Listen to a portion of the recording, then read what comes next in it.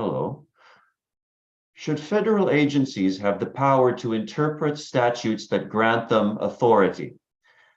Welcome to the Daily Objective, brought to you by the Ayn Rand Center UK. And I'm here to discuss some topics that are very hot in legal news. And joining me today is our resident expert on all matters legal and constitutional, James Valliant. James, welcome. Good to see you again. Great to see you. Always great to be with you, Nicholas. Wonderful to be here. And kind of exciting news in a way, too, that we're reacting to. On Monday, the United States Supreme Court signaled that they would be taking up a case that directly challenges a 40-year-old rule that the Supreme Court, a 40-year-old decision the Supreme Court had made way back in the 1980s, giving, in effect, almost unrestricted deference to administrative agencies in their ability to make rules. And to set context for that just a little bit, let's go back to the founding of the United States of America. One of the central doctrines of constitutional law in the United States is the separation of powers, inspired by thinkers like Montesquieu, who were writing in the Enlightenment. James Madison and the other founding fathers believed that one of the great errors of the British Constitution was in giving Parliament unrestricted judicial, executive, and legislative authority. Back in merry old England, the Parliament could say, "You, Nicholas, are a bad person, and we are going to punish you, Nicholas, because we think you, Nicholas, are a bad person. So there's no special rule that you're violating. We, Parliament, we just don't like you, Nicholas, because of something you did. And we're going to punish you. And there's nothing you can do about it." And those were called bills of attainder. It's a little bit like the Athenians putting Socrates to death. Bingo. They were called bills of attainder. And so the United States Constitution forbids a legislature from doing that, punishing an individual because they don't like that individual. No. In the Federalist Papers, James Madison explained that the United States Constitution had separated the legislative, executive, and judicial powers into three distinct, separate, co-equal branches, and that was a necessary guardian of our liberty. We don't want the person who makes the law to be the same person who interprets the law, like the courts, and we don't want that person to be the same person as the cop who enforces the law. The cop who enforces the law simply only has the authority that the Congress has granted. And the rule-making authority has to come from this elected body called Congress. So this separation of powers was a critical part of protecting individual freedom in general against the encroachment of any one particular agency seizing this power to make the rule, enforce the rule, interpret the rule, and so forth. Well, that really wasn't a major problem until the 20th century. Starting in the 1930s under the New Deal with Franklin Delano Roosevelt, a whole series of new agencies came into being, what we call the alphabet agencies. And, agencies to regulate this, agencies to regulate that, and so forth. The Securities and Exchange Act, for example, was passed in the 1930s. And so we have an SEC, a Securities and Exchange Commission, which is a federal agency that regulates Wall Street, in effect. Just to take one example. The federal, agency that does, and you can come up with dozens and dozens of examples.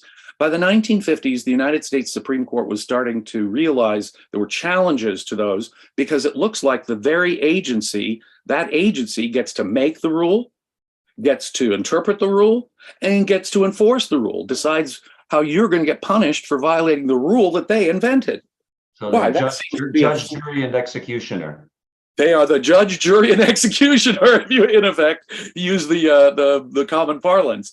And so this seems to fly in the face of the Constitution and plain meaning of constitutional language. For example, Article 1 of the U.S. Constitution starts by saying, all legislative powers herein granted are vested in a Congress of the United States. And that seems to be quite unambiguous. Every federal rule has to come from Congress, is the first thing that practically that the Constitution says. So this seems to fly in the face of a basic doctrine that James Madison said was built into the Constitution. And he's called the father of the Constitution, and he was the principal author of the Bill of Rights, for example. And it seems to fly in the face of the plain meaning of the Constitution. Well, the 20th century saw these new regulatory agencies pop into existence. And by the 1950s, they were having to wrestle with this doctrine as a violation of separation of powers. And they very much went on the side, well, Congress can delegate all that authority to an agency. And they came up with some rules, but basically gave the authority to these agencies without much ability to review. Well, that caused all kinds of complexity. And for 30 years, that was roiling around until the early 1980s, when the United States Supreme Court came out with the Chevron case. We'll just call it the Chevron decision for short, in 1984, in which it set a two-step process.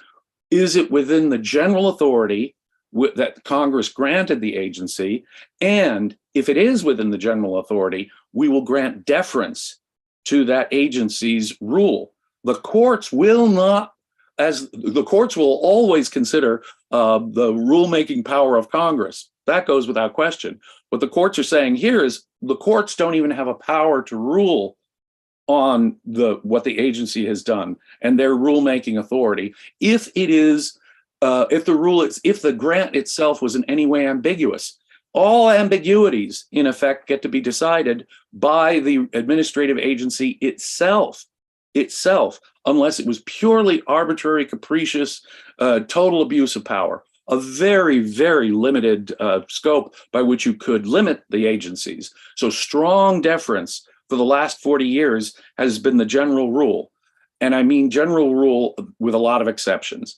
About 20 years ago, there was another case which kind of created a step zero, and that's literally what they call it.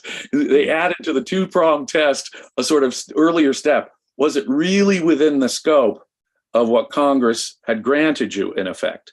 I know that's an ambiguous way of putting it, and let me put a little more flesh on the controversies that have come since then. The Environmental Protection Agency was created way back in the 1970s to grant this Environmental Protection Agency the power to regulate the Clean Air Act, for example, which cleaned up certain pollutants from the air, which we call smog. Now, more recently, the Environmental Protection Agency has said, but that includes the ability to regulate greenhouse gases, including carbon dioxide, which all animals exhale, or the methane from animal flatulence. So the EPA, without any authorization from Congress, said, no, we can regulate carbon emissions. We can regulate greenhouse gases, even though it was never envisioned by the Congress when it granted us this authority, created the EPA or passed the Clean Air Act. And so it was totally a new application. And the Supreme Court recently said, no. Remember last term, they said, no, if it's a big thing, if it's a big decision, and that's really how ambiguous the rule was from last year, big decisions have to be made by Congress. Something that big, that important. So that's a vague rule. What does that mean? Big decision, how big does it have to be, and that sort of thing? Let me give you another example. When the COVID lockdowns happened, the Centers for Disease Control issued an eviction moratorium, saying that landlords cannot evict tenants simply because they're not paying their rent. What? How does the Center for Disease Control have the ability to regulate collection of rents and the eviction of people? Well, people are thrown out of work by government shutdowns. We can't make them pay their rent to the private landlord. Wow, that sure seemed to exceed anything that the CDC has the ability to control. So you can now see the issue here, I think, with a couple of clear examples. And the rule has become a mess. In effect, each one of the current 9 Supreme Court justices have, in different cases, said that what would have been understood as acceptable deference under the Chevron rule is not. And so by this point, the Chevron rule has been riddled with liberal exceptions, conservative exceptions to this rule that different Supreme Court justices wanted to make. So we're kind of in a floating mess with the Chevron rule right now. And so it makes sense for the Supreme Court to take up this case. The case that they are deciding on is a fishery case. And the regulation here, the regulatory body said, made up a whole rule that said, we can put inspectors on your boat and you, the boat owner, have to pay for the inspection costs. Well, that wasn't anticipated when they created that agency or the rulemaking authority for that agency. Since when can they make me the boat owner? And this is cutting into my profits. And this wasn't within the original scope of the power of this agency. And the Supreme Court is taking up that case. And so this indicates, and before he ever got onto the Supreme Court, Neil Gorsuch, one of the recent appointees to the Supreme Court, was a strong opponent of this rulemaking authority that the Supreme Court had seized for itself. It said, wait a minute here, that is not envisioned by the framers. That is begging for abuse, as you can imagine it is. Why should I be subject to rules that are created by an agency, but not Congress? If it doesn't go through the constitutional process of making a law, House, Senate, presidential veto, overriding that veto if you have 2/3 of each. If it doesn't go through that process, then how is it that they can enforce this rule on me? And as I say, they've been pulling back on it for the last 30, 40 years. For example, criminal cases. Okay, well, maybe there's a lower deference if the agency is going to put someone in jail. They just can't make up a rule that would put someone in jail. With criminal cases, there's a different kind of deference that we grant to these administrative agencies than if it's simply a civil matter. We enjoin you from doing some economic activity or fine you for doing some economic activity. Does that make sense? So given the mess, and I hope I've just laid out kind of the mess that it is right now, but in taking up this case, that gives us the indication that they're going to create a whole new principle here, a whole new law here. I doubt they'll go as far as I would like it to go. All of these things are pernicious under the Constitution, as far as I can see. All of them violate the first line of the Constitution. All legislative powers go to Congress. Full stop, period. Rules do not get to be made by administrative agencies. And I don't think they're going to go that far. I don't think they're going to say it's simply a matter of, say, prosecutorial discretion. And that's how they snuck it in the first place. You know, a cop always has to make a choice. Let's say he's seeing an armed robbery across the street, but then he just saw a jaywalker.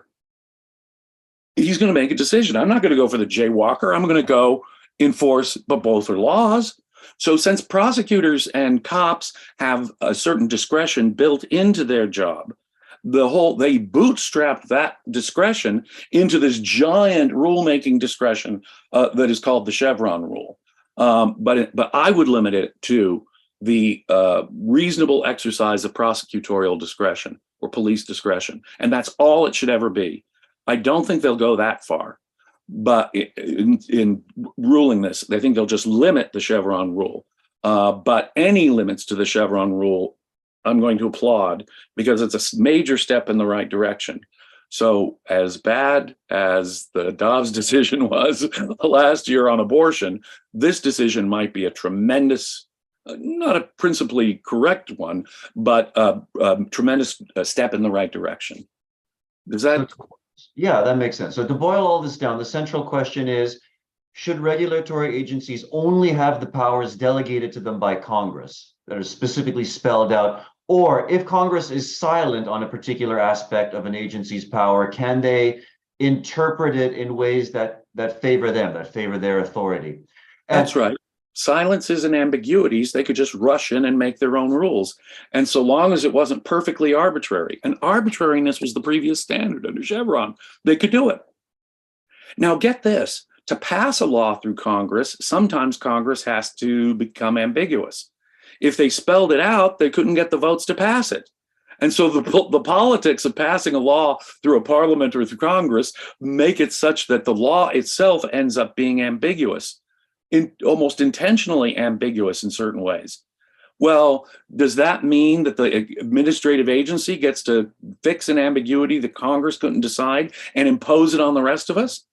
That strikes me as non-objective, unfair, ridiculous, a violation of the Constitution's plain intent. But As I say, I don't think it'll be a full correction back to what it should be. These agencies are, all of them, in combining the separation of powers, are a pernicious violation of the Constitution. And they won't go that far, but at least we're going to take, I think, a step in the correct direction. Clarence Thomas has changed his mind on his position on this over the years.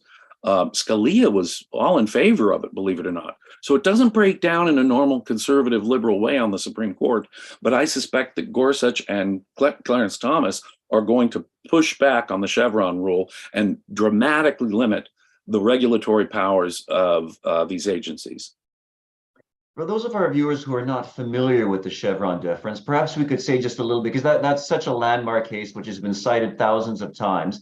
Could you just say a little bit about the 1984 ruling of Chevron versus National Resource Defense Council? Like, what exactly was the case about, and what did it determine that has proved to be so influential?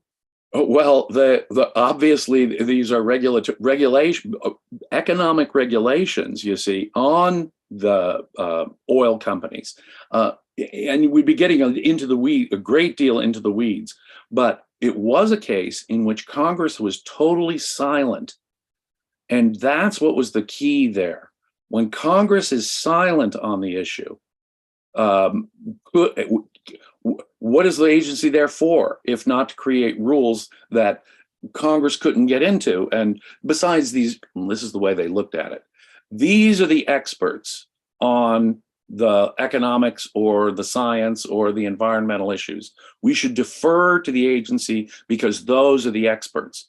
And that was exactly the leftist complaint in their dissents last year when they limited the greenhouse gas case. They said, what are you saying? The courts are now more authoritative than the EPA on this? That was essentially the same idea back in Chevron. That what they said in Chevron was just the opposite. Since you all are the experts on this, we're going to let you guys decide the rule. And it had a dramatic impact, obviously, on Chevron and all oil companies because of the nature of the rule. And more than that, their ability to change that rule over time. So it's not lobbying Congress that'll change the rule. We have to, as a Republican administration comes in and changes the personnel on the EPA, the rule will change. The Democrat administration comes in, the rules will change based on the Democrat president's appointments to the EPA. Well, wait a minute here.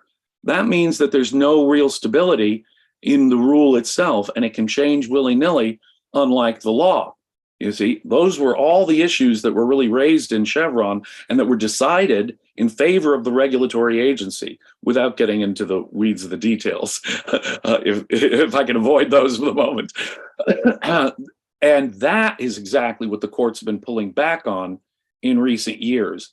So Chevron was a case where there was an open, it was a good case for the agency in the sense that Congress had been silent on the issue.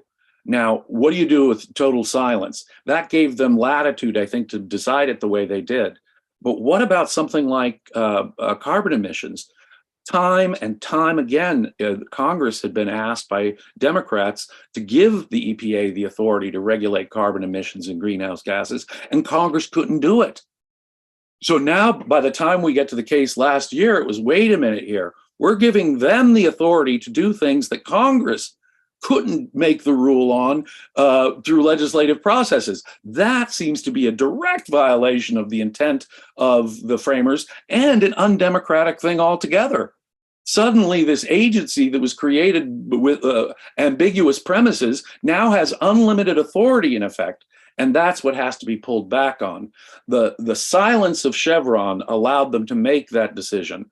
The not so silent moment with the carbon emissions made them start to question that in a big way. So that big decisions are now enforced, have to go through Congress. And now I think there's going to be an even more dramatic pullback on that with this case. Does that answer the question at least sufficiently? I think it does. And one expression that I came across in my research on this topic is the administrative state. right? The argument is that some of these conservative justices are trying to rein in or put limitations on the administrative state. So that basically just refers to regulatory agencies interpreting their own statutes. That's exactly it. They create their own regulation. They interpret their own regulation. They interpret Congress. Who's interpreting Congress's grant of authority to them? In most cases, it's the agency itself. And so long as that interpretation of their interpretation of the law was not so crazy as to be absurd, and that's really how far it would have to be, totally arbitrary and capricious, they could sort of interpret the meaning of Congress rather than the courts. And you hear the leftists last year, they were screaming, there's going to be catastrophe because of global warming. And because of those practical considerations, we have to give regardless of what the Constitution is, we have to give the EPA this rule. That's their typical argument on this from the other side. Is it fair to say that in recent years, the higher courts have been not citing Chevron quite as frequently, or that it's Chevron is still the general rule. And every time for the last 20 years, when you hear Supreme Court justices being questioned before the Senate in their confirmation process to get on the Supreme Court, one of the questions they're always asked is, what is your opinion on Chevron? Now, as I say, the Supreme Court itself has had each one of the justices, whether on the winning side or not the winning side, each one of the justices has questioned a case that should have been a no-brainer under Chevron. And last year's case really tees it up, you see. The big issue ruling that they made about the EPA in the last term now threw it all up for grabs. So while it is the general rule, and while you will cite it, and you'll say we're still governed by the Chevron rule, and in that sense we are, but the Chevron rule itself has had holes poked into it. So the Chevron rule with exceptions, the Chevron rule as modified, and now we've reached a point of so many modifications that we need a whole new rule. Chevron is antiquated, if you will, because of all the new rules that have come down the pike since, forcing the Supreme Court, in effect, to take up the case. So let's suppose a best case scenario. Let's suppose that Chevron is in fact overturned, or at least severely limited. To what extent is that really going to be a positive thing? So that would take some of the power away from the regulatory agencies. But when you consider that the legislative and judiciary branches are not exactly friendly to individual rights, individual agency, and autonomy, is this distribution of powers really going to benefit individuals in the long run, or is more needed? More is definitely needed, because this is only a procedural type step. The real problem began when the Supreme Court began to say Congress's authority to legislate was greater and greater and greater. This case will not address the scope of congressional authority, which has, take for example, the Interstate Commerce Clause. The Interstate Commerce Clause obviously was meant to restrict Congress's authority to regulate commerce as to only that commerce which travels between states. And such was the rule. Originally, let's take the interstate commerce provision, which gave in the Constitution, Congress has the power to regulate interstate commerce. They were in effect taking away the power from states to set up tariffs and trade restrictions. So before the Civil War, all the interstate commerce cases, all they did was strike down state laws that were like protectionist laws between New Jersey and New York, because they wanted to take the power away from the states to regulate interstate commerce. And so it wasn't used so much as a grant of federal power as it was a limit on state power. After this railroads start coming about, the Supreme Court says, yes, okay, the Congress has the power to regulate it, but it has to actually be the means of carrying it. So ships and ferries and railroads themselves can be regulated, but not the substance of that rule changed and expanded. Since interstate commerce, anything that has a substantial impact. And then by the 20th century, if you ran a chicken farm in the middle of Texas and only sold your chickens to Texas restaurants, why, you'd be having an impact on the chicken business worldwide. Even if all your commerce was limited to Texas, still Congress can regulate Ollie's Little Chicken. I'm not making up the name. Ollie's Little Chicken Farm, even though he only does business within the state of Texas. So the Interstate Commerce Clause is the interstate part has been struck by the Supreme Court on its own arbitrary whim, and now Congress has this vast new authority. That will not be touched by this case. The Supreme Court has not addressed the power of Congress, which has been dramatically usurped over the last 100 years, in my view, well beyond what the Constitution says. That's the heart of the matter. We need to go revisit those cases most fundamentally and clip the wings of the federal government, get them back to a constitutional order for what power Congress has in the first place. This is merely talking about if the Congress has it assumes the Congress, you can always still challenge the Environmental Protection Act or the FDA, the Pure Food and Drug Act, as being unconstitutional. You can still do that. Given that Congress has the power to do this, what is the scope of the power that the agency delegated with that power has? That's all that will be affected by this ruling. So it is a secondary sort of downstream ruling, if you will, but it will have a dramatic effect. It will clip the wings of these agencies back to at least a more rational thing, where it's only the powers specifically granted. It's hard to know how the Supreme Court's going to turn out, but let's say they restrict them to the only when Congress clearly and explicitly grants you the power, do you have the power to do such a thing, which is, I think, more like what the conservatives on the Supreme Court will restrict it to. It'll still mean that the Congress can regulate all sorts of things that they ought not be regulating under our Constitution, because the Congress has been granted a much broader scope, and that's not being touched by this decision. Does that make sense? It does. It does. So here's a hypothetical question. If you could choose, say, having a rational president and vice president, a more or less rational Congress, or a more or less rational Supreme Court, which would have the most profound upstream effect on the other two branches? Or is that even a valid question? We need all the branches to be. There are times in our history where the Supreme Court has done things that were not necessarily popular, but which the people accepted because they accept the authority of the Supreme Court. When, for example, Roe versus Wade was decided, 50 years ago, there were a whole lot of people in this country who thought that it was a really bad decision. How dare you take the power to regulate abortion away from the states? Was their attitude. It was an unpopular decision, but for 50 years it gave women this freedom, and that's what the U.S. Constitution and the Bill of Rights are all about. Is no matter what the majority thinks, the minority has the right. It's designed to thwart the will of the majority, but at the end of the day, and this is what the Dobbs overturning the Roe versus Wade decision teaches us, that at the end of the day, you really cannot fight the will, the opinion of the people on these sorts of things. Although most Americans do believe in legal abortion, there were enough people against it who could create the situation where Trump could appoint these justices. It was a firing up issue. The people, ever since Roe, the conservatives, the religious conservatives were on this obsessively until they got their way, in effect. They weren't going to rest until they got a Supreme Court that would go their way, and eventually they did. So I think, yes, the Supreme Court, if you were to ask all other things being equal, having a good Supreme Court is the single most important thing.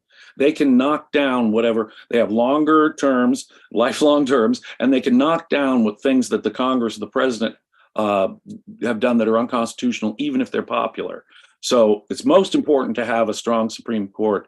But at the end of the day, a written constitution is no guarantee of our rights. The people have to understand rights, and if people don't understand rights, if they don't understand at least the basic reason why we have the separation of powers and what rights are, limitations on the government's power, if we don't have that, we're doomed at the end of the day anyway. But yeah, all other things being equal under our system, I'd rather have a rational Supreme Court, given those qualifications I just stated. I think we got a lot. So perhaps since we have a bit of a break here, let's ask our producer Daniel, are there any super chats we need to acknowledge or questions to answer? Yes, we have a couple of super chats. So first, thank you, Jonathan, for $4.99. Also, thank you, Mary Aline, for $4. Thank you again, Mary Aline, for $5. She says, private property rights are the way to, in quotes, protect the environment. Absolutely. Absolutely right. In fact, that's the better common law rules about what we call environmental regulation were already being developed under the common law. Riparian right, river rights. When I say I buy a plot of land that's in the middle of the course of a stream, can the guy who owns the property upstream start putting new pollutants in to my river? Well, courts had long decided, no, wait a minute, when you bought that river, what was the quality of the water coming through at that time? And you have, in effect, a right to the water that was coming through at that time. And old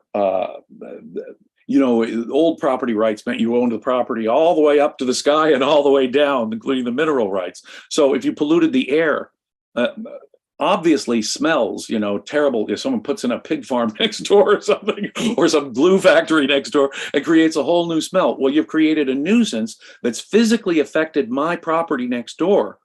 You can't physically damage my property by putting your pollutants in the air. That's a violation of my property rights. So Mary Elaine is exactly correct. If we go about it by looking at it as a violation of property, any more than I can throw a rock through your window, that would obviously be vandalism.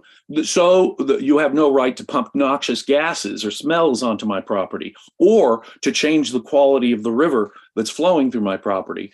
And the development of good common law rules along this way, along property rights lines, was completely eradicated as the entire thing was federalized and socialized, and the air is considered a public good and the water is considered a public good, so that now I can't even collect rainwater that falls on my own property in barrels, because that's a violation of some federal rule about how we treat water. Property rights is obviously the only rational solution to this. And again, physical harm has to be the objective standard. Absolutely. We James, also have a oh, super yes. chat from Jonathan for $2.99. Thank you so much. Super chat from Bonnie for $2. She says, thanks, the Daily Objective, for great and timely information. Thank you, Bob, always. Another super chat from Mary Aline for $2. She says, so business has to suck up to bureaucrats? Yes. Unfortunately. Yes. What we've done with these agencies is turn more and more and more businessmen into politicians. And every major business has to have an arm of political. They have. Oh, how did she put it in Atlas Shrugged? A Washington man. And isn't that how Wesley Mouch starts out, as Reardon's Washington man or something, right? And that's exactly it. It becomes gang warfare in Washington, because now you've got to have. You're stupid if you don't have some lobbyist in there, fighting for your interests. But then it's a question of battling it out in Congress. And gang warfare. But politics is taking over what should be decisions by consumers, right? They're taking away the power of our economy from the consumer and putting it in the hands of unelected bureaucrats, to put it most simply. A super chat. Oh, yes, go ahead. A super chat from Wes for $10. Thank you so much. He says, I just Googled this. Apparently, there are 434 US agencies and sub-agencies.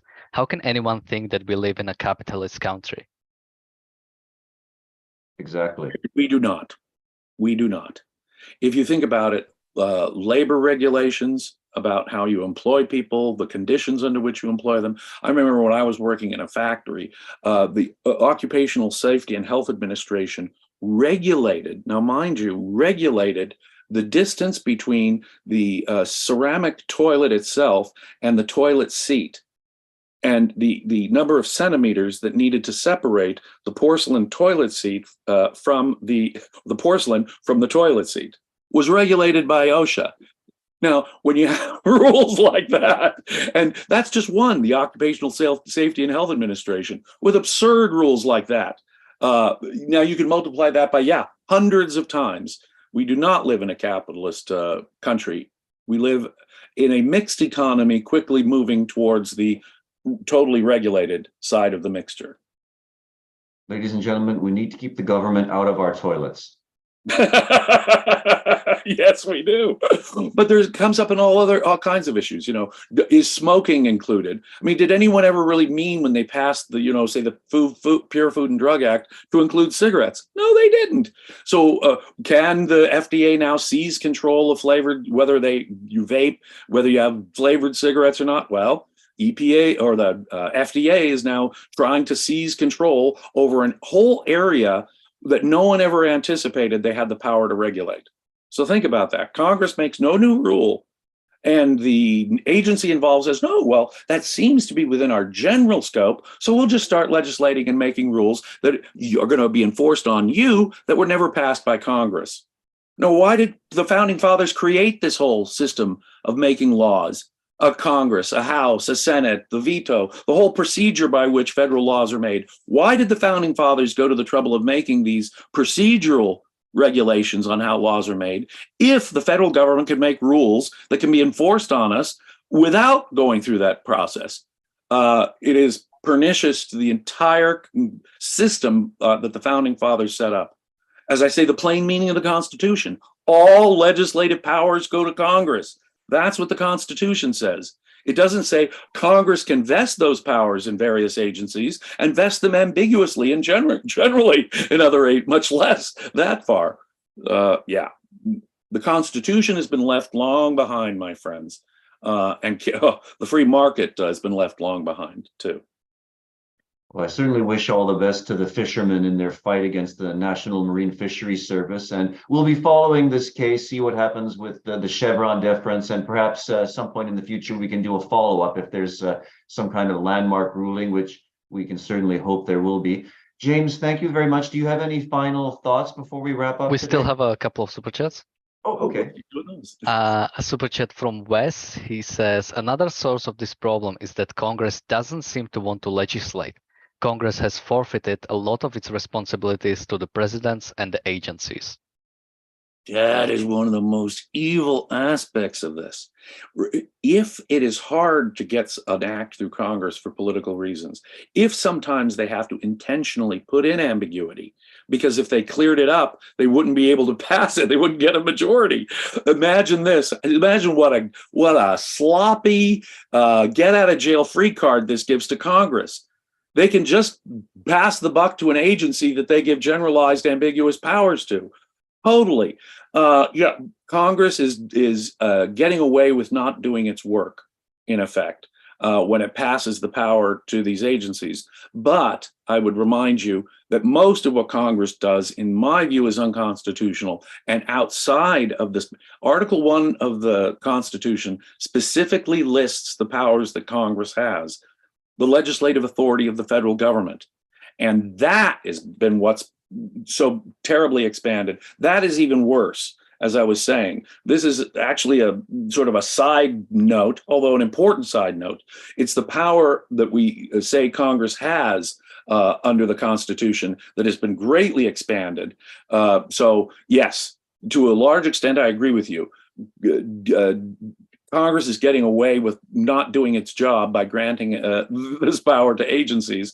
But on the other hand, in most of these cases, at least half of the cases that I can think of that were just coming up in this area, Congress shouldn't even have the authority to do that at all. And they don't under the original Constitution. So yes, with that proviso. A super chat from friend Harper for $4.99. Thank you so much. And a super chat from Kirill for $5 Australian. He says, can you imagine a role for AI in the determination of judicial decisions? No, never, ever, ever. I agree. Let me just put it that blankly. No, I think AI is a wonderful thing. I'm distressed that we have Luddites on both the left and the right who are already calling for federal regulation and panicking as though we're already in the world of Terminator, where they're in control of national defenses and could start a nuclear war or something. No, the Luddites against AI are wrong. I think there are all kinds of uses for AI.